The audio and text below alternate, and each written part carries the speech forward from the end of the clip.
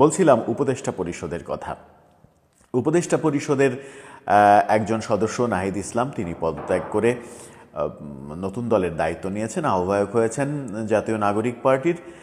সেই দায়িত্ব ছাড়ার পরে তিনি তার সম্পদের হিসাব দিয়েছেন সামাজিক যোগাযোগ মাধ্যমে। সেখানে বলার চেষ্টা করেছেন তার ব্যাংকে এই মুহূর্তে টাকা রয়েছে 10,000 সামথিং, 10,000 প্লাস টাকা রয়েছে। অর্থাৎ তিনি সৎ এই কথা বলার চেষ্টা করেছেন। সেটাকে নিয়েই বিতর্ক উস্কে দিয়েছেন গণ অধিকার পরিষদের প্রধান নুরুল হক নূর। তিনি বলেছেন, আমি যদি বাড়িতে টাকা রেখে, আত্মীয় স্বজনের কাছে টাকা রেখে, অন্য বিভিন্ন অ্যাকাউন্টে টাকা রেখে, আমার মোবাইল ব্যাংকিং বিকাশ অ্যাকাউন্টে এখন যে আমার অ্যাকাউন্টে 2,000 টাকা আছে, এটা দেখিয়ে বলি এই দেখেন আমি 2,000 টাকার মালিক, তাহলে কি সেটা সত্য হবে?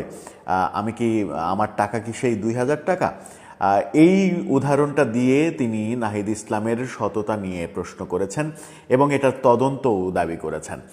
নাহিদ ইসলাম প্রসঙ্গে হঠাৎ নুরুল হক নূর এই মন্তব্য কেন করলেন সেটাও একটা গুরুত্বপূর্ণ বিষয়। একই অনুষ্ঠানে তিনি ডক্টর ইউনূস সরকারের সমালোচনা করেছেন, বলেছেন যে বৈষম্যবিরোধী আন্দোলনের পর নতুন সরকার যখন আসে তখন নতুন সরকারকে দেশের সবাই সাপোর্ট দিয়েছিল, কিন্তু 6 মাস যেতে না যেতেই সবাই সাপোর্টটা তুলে নিচ্ছে।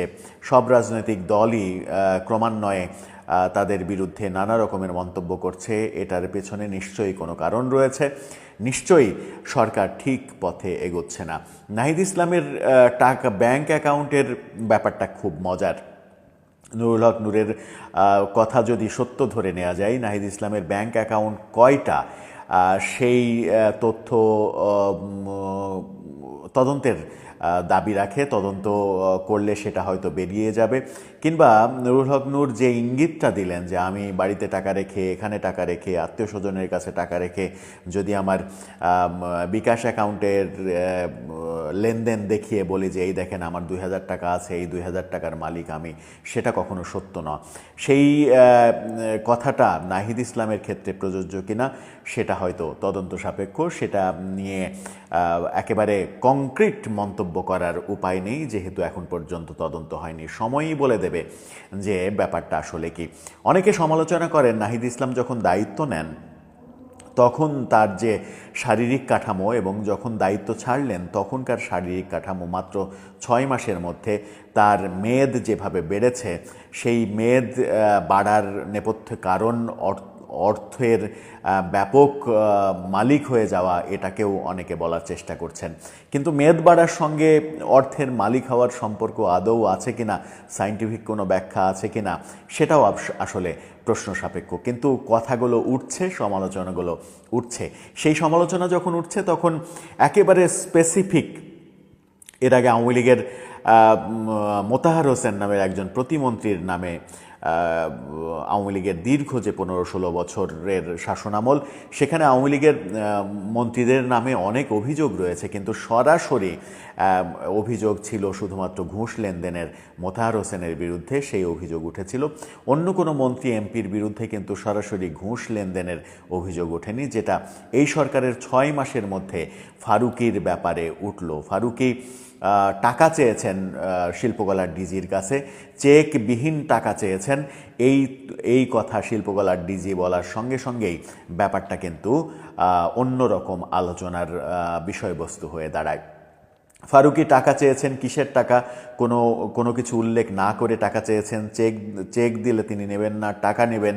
তিনি কি একটা প্রজেক্ট করবেন, তার ব্যক্তিগত প্রজেক্ট নাকি তার নিজের স্বার্থসিদ্ধির প্রজেক্ট, সেটা বিশদ তদন্তের ব্যাপার। কিন্তু সৈয়দ জামিল আহমেদ তো আর মিথ্যা কথা বলবেন না বলেই আমাদের ধারণা সৈয়দ জামিল আহমেদের মতো একজন দেশবরেণ্য শিক্ষক, দেশবরেণ্য নাট্য ব্যক্তিত্ব, তার মিথ্যাচারের ভূমিকায় যাওয়ার কথা নয়। যদি সৈয়দ জামিল আহমেদের কথা সত্য হয় তাহলে ফারুকীর এখনই পদত্যাগ করা উচিত বলেও অনেকে বলছেন। যদিও ফারুকীর নামে অনেক অভিযোগ তিনি টাকা ছাড় করতে চান না। তিনি ফারুকের নাম না নিয়ে সৈয়দ জামিল আহমেদ বলেছিলেন যে মনে হয় যে তার বাপের টাকা দিচ্ছে, বাপের সম্পত্তি দিচ্ছে, ভাবটা এরকম। ফারুকের নাম না নিলেও এটা বোঝা যায় যে সংস্কৃতি উপদেষ্টাকেই তিনি বোঝাচ্ছেন। কিন্তু টাকা লেনদেনের ব্যাপারটা যখন উঠেছে তখন মোস্তফা সরোয়ার ফারুকী ফেসবুকে একটা উত্তর দিয়েছেন। তিনি সংবাদ সম্মেলন করে উত্তর দেওয়ার ক্ষেত্রে সময় চেয়েছেন। তিনি ফেসবুকে উত্তর দিয়েছেন, তিনি বলেছেন যে সৈয়দ জামিল আহমেদের কথা পুরোটা সত্য নয়, কিছু কিছু অসত্য, আর কিছু কিছু তার যে সরকারি যে প্রোটোকল, সরকারি যে সিস্টেম, সেই সিস্টেমটা সহ্য করতে না পারার একটা কি বলা যায় রিফ্লেকশন, সেরকমটা বলার চেষ্টা করেছেন। কিন্তু ফারুকী বলেছেন যে এই ব্যাপারে পূর্ণাঙ্গ কথা তিনি বলবেন, তিনি সময় চেয়েছেন।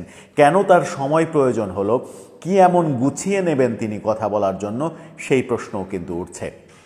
নৈতিকতার প্রশ্ন যখন উঠেছে মোস্তফা সরোয়ার ফারুকীর বিরুদ্ধে, তখন আমরা স্মরণ করতে পারি ফারুকীকে যখন উপদেষ্টা করা হলো তখন থেকেই কিন্তু বিতর্ক তৈরি হয়েছে যে ফারুকীর কি এমন যোগ্যতা রয়েছে তাকে সংস্কৃতি উপদেষ্টা করতে হবে। যে দেশে মোস্তফা সরোয়ার ফারুকী সংস্কৃতি উপদেষ্টা, সেই দেশে সৈয়দ জামিল আহমেদকে শিল্পকলার ডিজি বানানো, এটা সৈয়দ জামিল আহমেদের জন্য চরম অপমানজনক, এটাও অনেকে বলছেন। সৈয়দ জামিল আহমেদের মতো একজন কিংবদন্তি শিক্ষক, নাট্য ব্যক্তিত্ব যেখানে শিল্পকলার ডিজি হন, সেখানে তারপরে মোস্তফা সরোয়ার ফারুকীর মতো একজন মানুষকে কেন উপদেষ্টা বানাতে হবে? সৈয়দ জামিল আহমেদ যাকে স্যার বলতে বাধ্য হবেন, যার কাছে যেয়ে ধন্না দেবেন, যার কাছে যেয়ে দাঁড়িয়ে থাকবেন, মিটিং প্রিজাইড করবেন ফারুকী, আর সেই মিটিংয়ে দেন দরবার করবেন সৈয়দ জামিল আহমেদ, এই ব্যাপারগুলোকে সৈয়দ জামিল আহমেদের জন্য অসম্মানজনক বলেও অনেকে ভাবছেন। কিন্তু আবার এটাও বলছেন অনেকে যে সৈয়দ জামিল আহমেদের যদি আত্মসম্মানবোধ প্রখর হতো তাহলে তিনি ফারুকীকে যখন উপদেষ্টা করা হলো তখনই তিনি পদত্যাগ করতে পারতেন, কিন্তু সেটা করেননি। যখন শিল্পকলায় নাটক বন্ধ করে দিলেন তিনি নিজে, সেটা না করে তিনি সেদিনই পদত্যাগ করতে পারতেন, সেটা তিনি করেননি। যখন নাট্য উৎসব, ঢাকায় 58টা দলের নাট্য উৎসব বন্ধ করে দিল সরকার তো নয়, বেইলি মহিলা সমিতি মঞ্চ বরাদ্দ বাতিল করে দিল। সরকার বলল যে এটা নাট্য দলের অভ্যন্তরীণ ব্যাপার। মোস্তফা সরোয়ার ফারুকী এভাবে বলার চেষ্টা করেছেন, কোনো কারণে সরকার এখানে কোনো হস্তক্ষেপ করেনি, দায়সারা একটা মন্তব্য করেছেন। এটা বোঝাই যায় যে সরকারি হস্তক্ষেপেই করা হয়েছে। সেই ব্যাপারটার পরে শিল্পকলার ডিজি তিনি পদত্যাগ করতে পারতেন, করেননি। বসন্ত উৎসব বন্ধ হয়েছে, শিল্পকলার ডিজি পদত্যাগ করতে পারতেন, তিনি করেননি। এই কারণেও তাকে নিয়ে অনেক সমালোচনা রয়েছে যে যখন যখন তার পদত্যাগের সময় গেছে তখন তিনি সেগুলোকে সহ্য করেছেন। তার আত্মসম্মান বোধ তখন প্রখরভাবে আমাদের কাছে দৃষ্টিগোচর হয়নি।